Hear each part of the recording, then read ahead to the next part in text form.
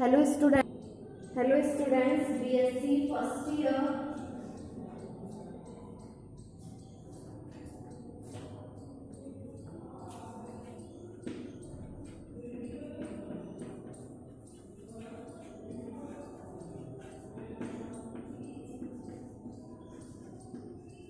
तो last class में हम एग्जाम्पल सॉल्व कर रहे थे हमारा, और वो एग्जाम्पल हमने लास्ट एग्जाम्पल था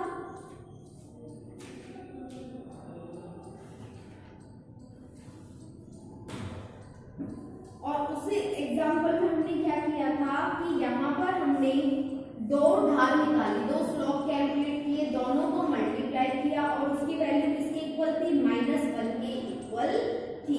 समीकरण 3 में 4 से हमने जो वैल्यूज है वो वहां पर पुट करके हमने उसका जो इक्वेशन था वो हमने वहां पर प्रूफ कर दिया था। नेक्स्ट टॉपिक पढ़ेंगे आज लंबवत रेखाएं, परपेंडिकुलर लाइंस। नोट करो, लंबवत रेखाएं, perpendicular lines, perpendicular lines. Okay, आज का टॉपिक में हम पढ़ेंगे कि लंबवत रेखाएं कौन सी होती हैं, जो परपेंडिकुलर लाइंस है वो क्या होती हैं। लिखो इसमें माना कि सरल रेखाओं के समीकरण है। लिखेंगे इसको, माना कि सरल रेखाओं के समीकरण है, let the equation of straight lines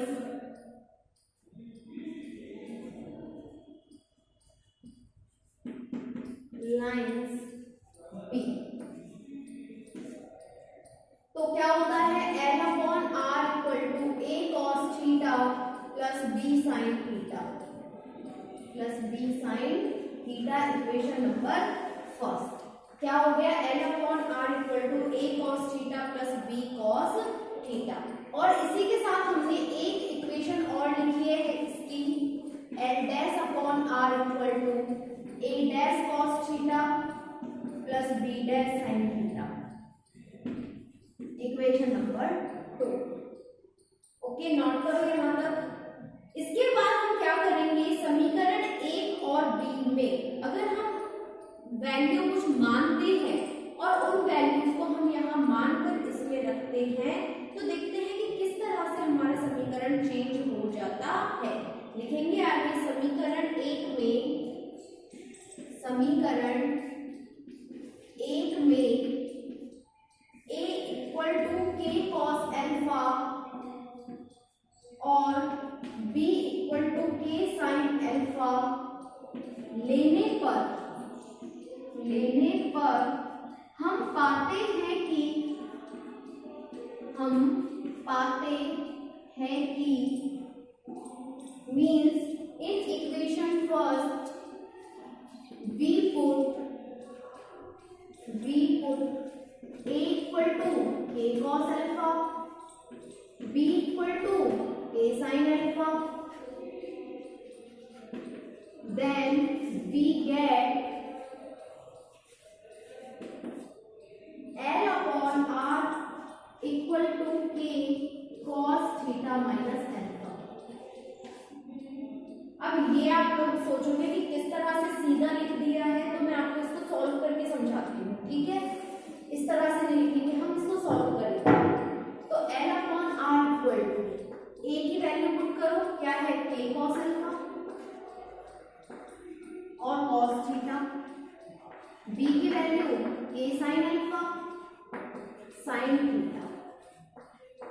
note करो, फिर इसके आगे हम इसे सॉल्व करेंगे।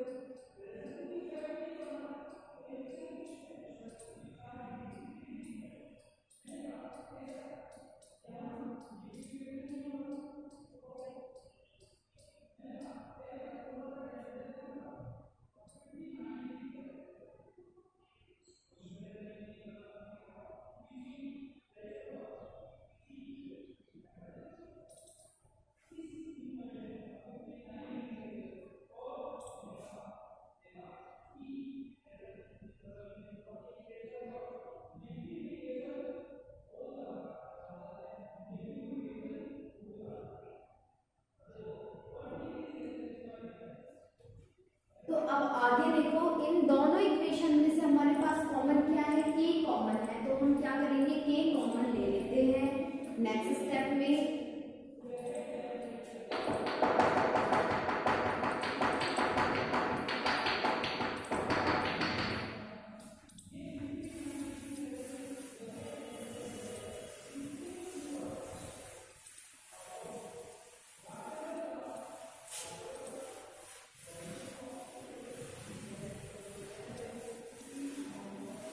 देखो नेक्स्ट स्टेप में हमने यहाँ से कॉमन ले लिया है के, तो क्या बचा, cos theta cos alpha plus sine theta sine alpha, और ये फॉर्मूला किसका है, के कॉस थीटा माइनस एल्फा का इक्वेशन नंबर 3। ओके, अब क्या करेंगे, इसी प्रकार हम किसमें वैल्यू पुट करेंगे, समीकरण 2 में लिखेंगे। इसी प्रकार समीकरण 2 में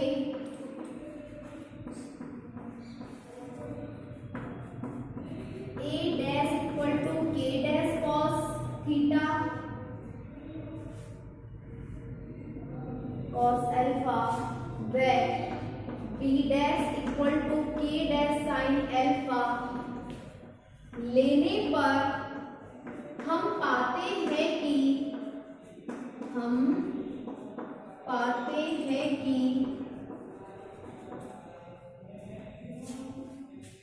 we put in equation 2 a dash equal to k dash cos alpha and b dash equal to k dash sin alpha, then we get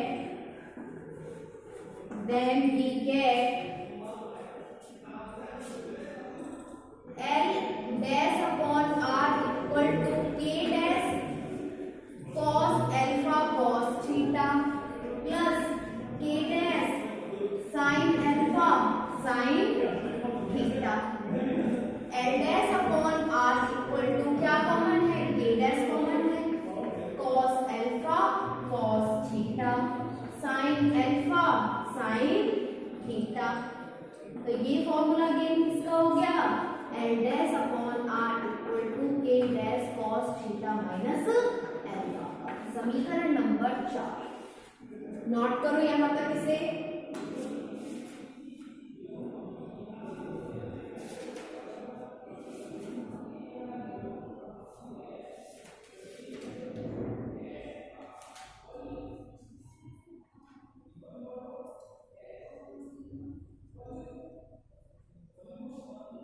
तो यहां हमारे पास किसकी वैल्यू आ गई, L अपॉन R और L डैश अपॉन R की। तो यहां तक इसे नोट करो जल्दी से।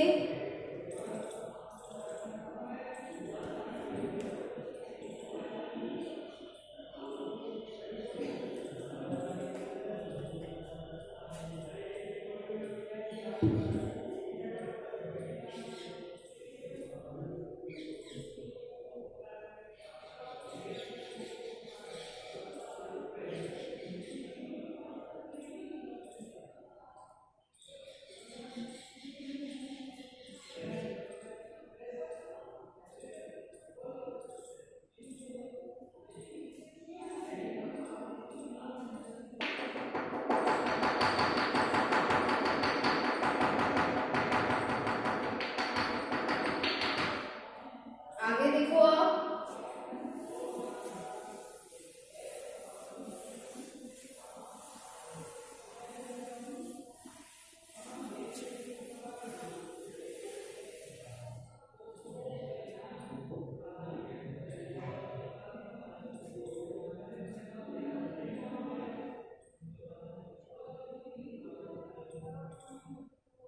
लिखो रेखाएं 3 व 4 एक दूसरे पर लंबवत होती है यदि, रेखाएं मतलब समीकरण 3 व 4 एक दूसरे पर लंबवत होती हैं, तो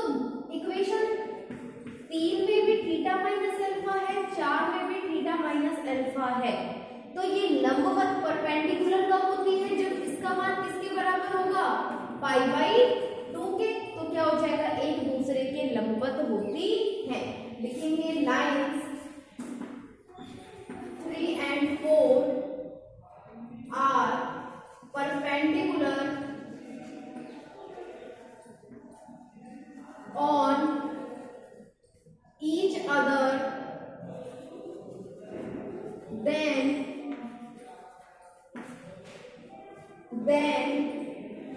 alpha minus beta equal to π/2. Alpha minus beta equal to π/2. देखो इससे पहले एक चेंज और करना है आपको। जहां हमने लिखा है ना समीकरण 2 में a dash equal to k dash cos alpha, उस अल्फा को क्या कर लोगे? बीटा कर लेना। ठीक है, इसके बाद क्या लिखा था? b dash equal to k dash sine alpha, उसे भी बीटा कर लेना। ठीक है, इट मीन जो इक्वेशन 2 में हम वैल्यूज पुट करेंगे वो अल्फा ना करके क्या करेंगे? बीटा। तो जो हमारी इक्वेशन 4 आएगी ना वो हो जाएगी l dash upon r equal to k dash cos theta minus beta. ठीक है, तो हमें जो एंगल लेट करना है वो गलती से अल्फा लिख दिया, वहां क्या होगा? बीटा।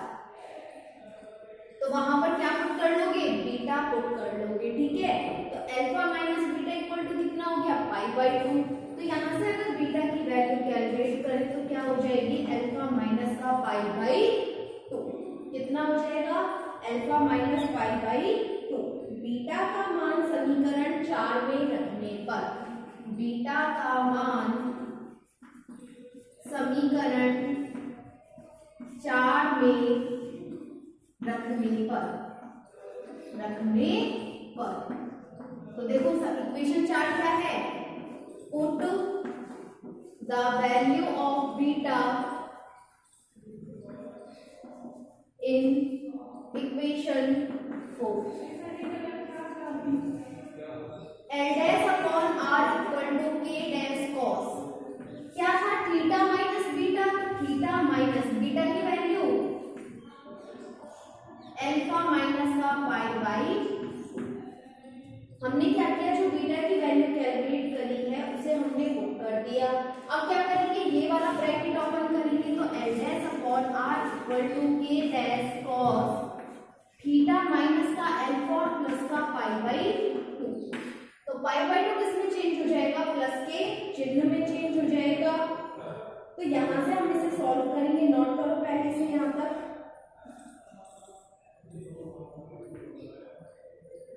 या फिर इसको इस तरह से लिख सकते हैं हम l dash upon r equal to k dash cos π/2 plus theta minus का अल्फा। लिखो इसे यहां तक जल्दी से। पर जो मैंने करेक्शन करने को बोला है उसे करेक्शन कर लेना। क्या करेक्शन करना है? समीकरण 2 में इक्वेशन 2 में a dash equal to k dash cos beta और b dash equal to k dash sine beta, alpha की जगह सिर्फ क्या करना है? बीटा करना है। तो समीकरण 4 में भी आपके पास क्या आ जाएगा? Theta minus beta. नोट करो इसे यहां तक।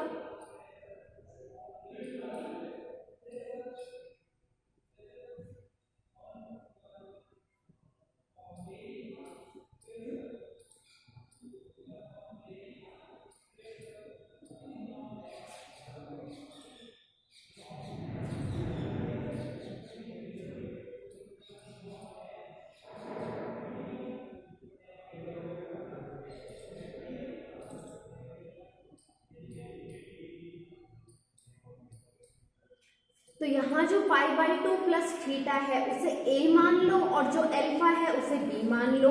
तो cos a माइनस बी का फॉर्मूला पुट करेंगे। इसके आगे क्या होगा? cos a cos b plus sine a sine b।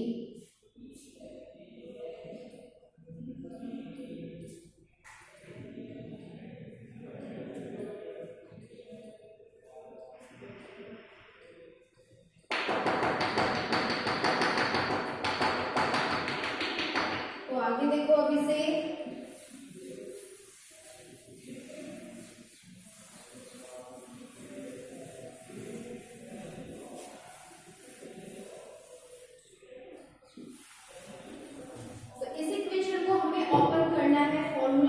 करना है।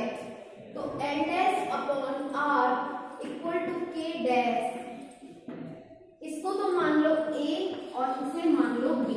तो कॉस ए माइनस बी का फॉर्मूला लिखो, cos A cos B plus sine A sine B. ठीक है, तो हमारे पास ये क्या आ गया, हमने फॉर्मूला पुट किया और हमारे पास इक्वेशन आ गई। ठीक है, अब यहाँ हम थोड़ा सा चेंज करेंगे, वो देखो क्या है। इस के डैश को तो हम यहाँ ले आएंगे और इस आर को हम यहाँ पर शिफ्ट कर देंगे। तो क्या इक्वेशन हो जाएगी, L dash upon K dash equal to R cos pi by 2 plus theta cos alpha plus sine pi by 2 plus theta sine alpha. Okay, तो यहाँ तक ये क्या हो गया, कंप्लीट हुआ। अब यहाँ से हम क्या करेंगे, इस इक्वेशन में k का गुणा करेंगे। क्या करेंगे, इस r को भी यही रहने दो नीचे ही, ठीक है, इस तरह से मत करो यहाँ मल्टीप्लाई, ऐसे ही रहने दो। अब k का हम क्या करेंगे, दोनों पक्षों में गुणा करेंगे, लिखेंगे दोनों पक्षों में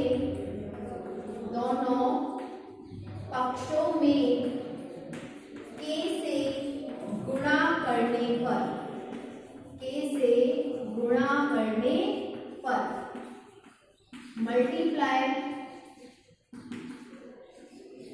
with k both sides. Okay, तो दोनों पक्षों को k से गुणा करेंगे, तो एल डैश के आर के डैश कॉस, यहाँ भी k आ जाएगा, cos pi by 2 plus theta cos alpha plus sine pi by 2 plus theta sine alpha. तो यहाँ हमारे पास ये क्या हो गया, कंप्लीट हुआ है यहाँ पर। अब क्या करते हैं हम, इसके आगे जो इसका मल्टीप्लाई करेंगे k का अंदर, ठीक है। तो इस k को यहाँ क्या करेंगे, दोनों जो टर्म्स है उनमें हम गुणा करेंगे, मल्टीप्लाई करेंगे। तो L dash K upon R K dash equal to k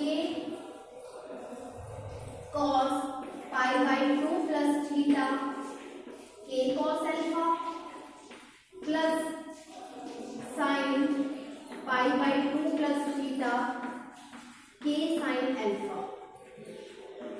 और जब हमने इक्वेशन 1 में पुट किया था k cos एल्फा को a के इक्वल और k sin एल्फा को किसके इक्वल किया था, b के इक्वल। तो यहाँ इनकी वैल्यूज पुट करेंगे, तो L dash k upon R K dash equal to a cos pi by 2 plus theta plus का b sin pi by 2 plus का थीटा। ओके, इसके बाद इस L dash K upon K dash को मैं capital L के equal put कर लेंगे। तो लिखो यहाँ पर, नोट करो इसे, ठीक है।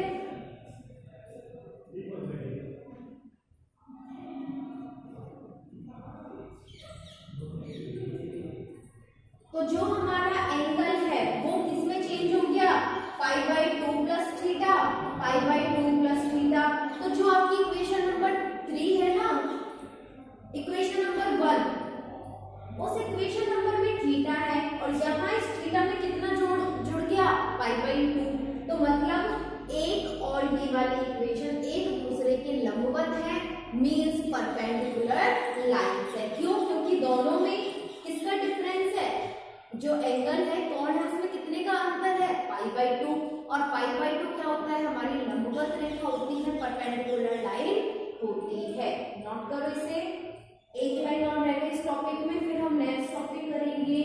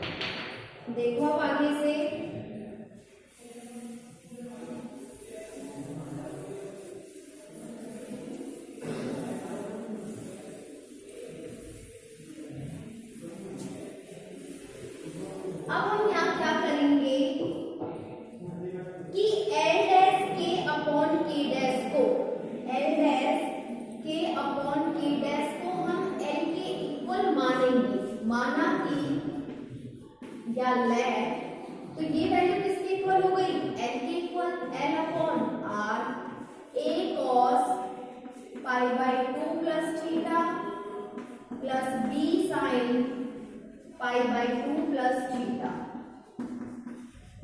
Equation number 5। तो समीकरण 1 और 5 क्या होंगी, एक दूसरे के लंबवत होती हैं। लिखेंगे समीकरण 1 व 5 एक दूसरे के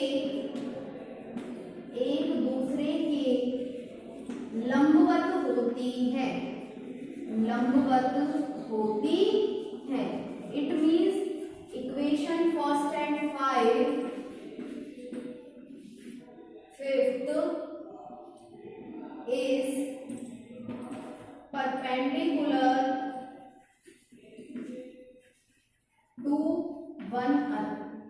each other। और यही हमें प्रूफ करना था। तो यहाँ आपका ये कंप्लीट होता है, नोट कर लो। फिर हम नेक्स्ट टॉपिक सॉल्व करेंगे इसमें, उसमें हम इसके अभिलंब का समीकरण मतलब नॉर्मल इक्वेशन को कैलकुलेट करते हैं। देखो यहाँ तक इसे कि 1 और 5 क्या हो गए, एक दूसरे के लंबवत हो गए, परपेंडिकुलर हो गए। यही हमें यहाँ प्रदर्शित करना था और हमारा जो टॉपिक है वो कंप्लीट हुआ। ठीक है, नोट कर लो इसे।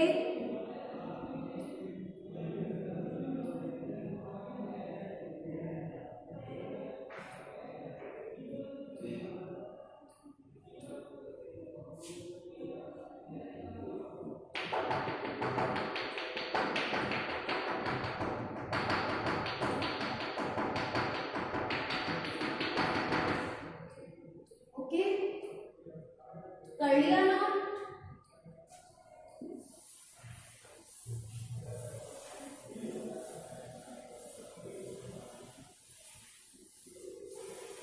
नेक्स्ट टॉपिक लिखोगे आप सांकप L upon R equal to सांकप L upon R equal to 1 plus E cos theta के किसी बिंदु पर अभिलंब का समीकरण ज्ञात करना। अभिलंब का समीकरण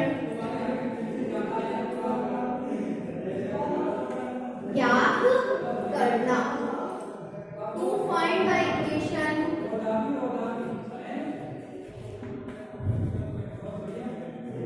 of the normal at any point of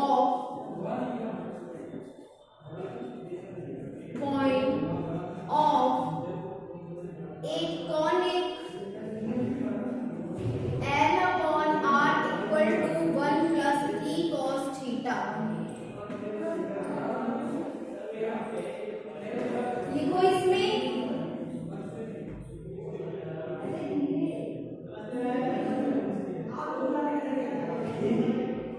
तो लिखो आगे दिया हुआ है कि सांकप का समीकरण दिया हुआ है कि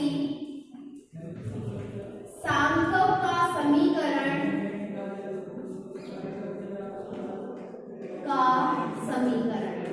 given that the equation of conic क्या इक्वेशन दिया है हमें, L upon R equal to 1 plus E cos theta. तो ये हमें स्टेटमेंट में कथन में ही दिया है कि जो सांकप है उसका समीकरण ये होगा। ठीक है, अब जैसे हम और पॉइंट्स करते थे सेम उसी तरह से करना है। माना सांकप पर कोई बिंदु P, सांकप पर कोई बिंदु P डैश जिसके निर्देशांक है R डैश अल्फा डैश पर स्पर्श रेखा का समीकरण, स्पर्श रेखा का समीकरण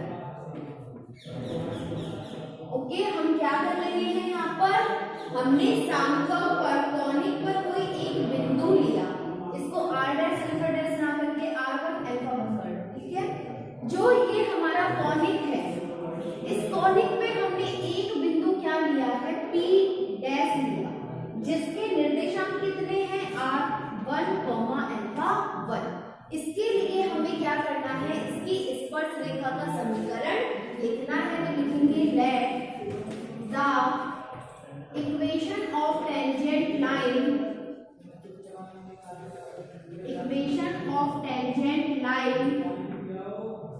एट p point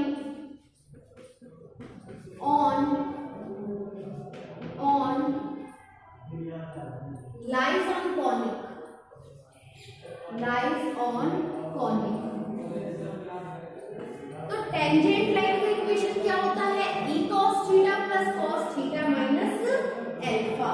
तो नेक्स्ट लिखेंगे इसमें, लेकिन इसके लिए जो हमारा एंगल है वो कितना हो गया, l अल्फा 1। लिखो आगे l upon r equal to e cos theta plus cos theta minus alpha 1।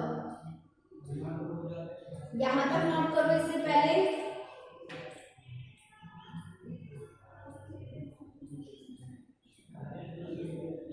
तो यहाँ हमें क्या पॉइंट गिवन है कि सांकव l upon r equal to 1 plus E cos theta के किसी बिंदु पर अभिलंब का समीकरण हमें ज्ञात करना है। उस जो पॉइंट है उसका नॉर्मल हमें कैलकुलेट करना है, और हमें क्या दिया है, सांकव का समीकरण। उस सांकव के समीकरण पर हम क्या करेंगे, स्पर्श रेखा का समीकरण लिखेंगे। तो क्या हो गया यहाँ पर स्पर्श रेखा का समीकरण, l upon r equal to E cos theta plus cos theta minus alpha. Note करो यहाँ पर किसे,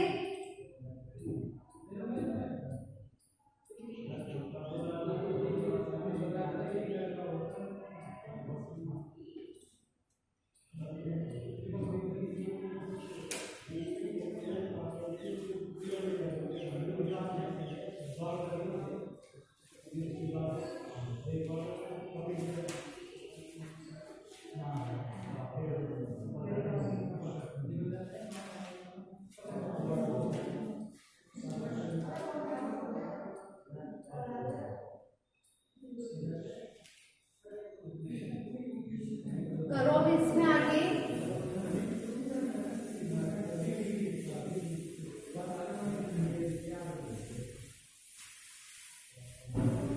तो स्पर्श रेखा का समीकरण लिखेंगे हम, टेंजेंट लाइन का इक्वेशन क्या होगा, l upon r equal to E cos theta plus cos theta minus alpha. Equation number 2।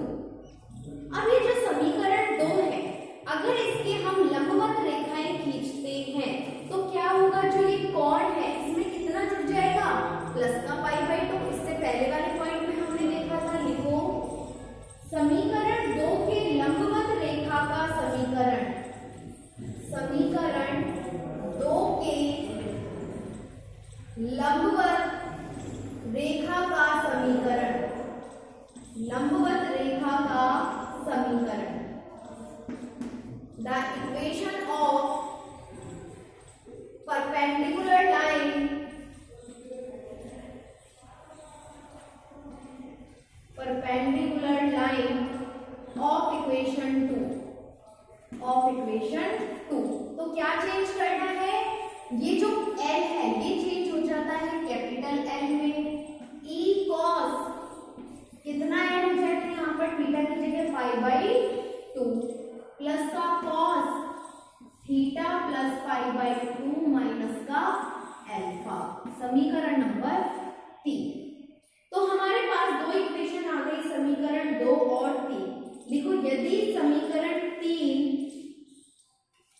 यदि समीकरण 3 सांकव 1 पर बिंदु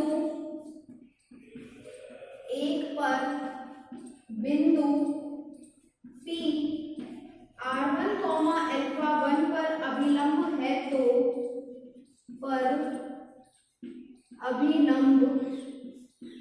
है तो समीकरण 3 का बिंदु P r1, अल्फा 1 से गुजरती है। अतः तो यहां क्या लिखा है, if equation third is normal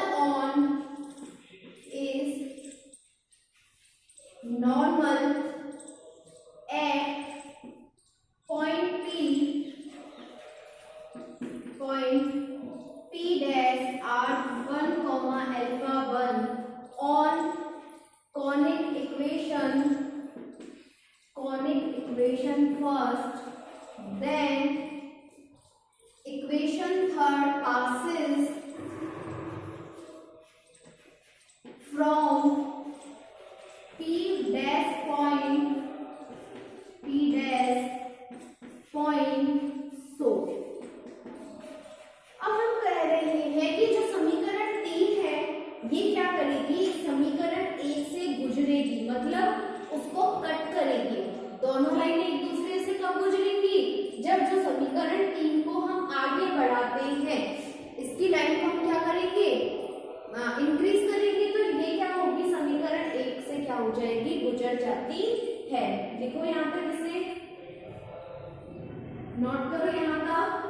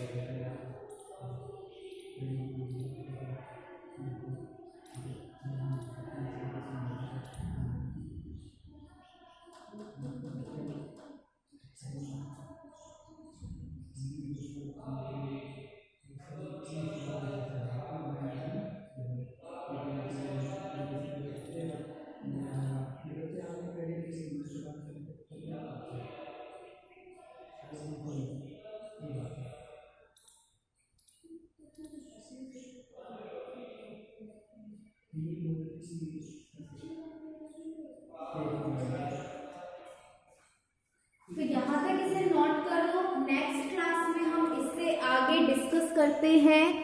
okay.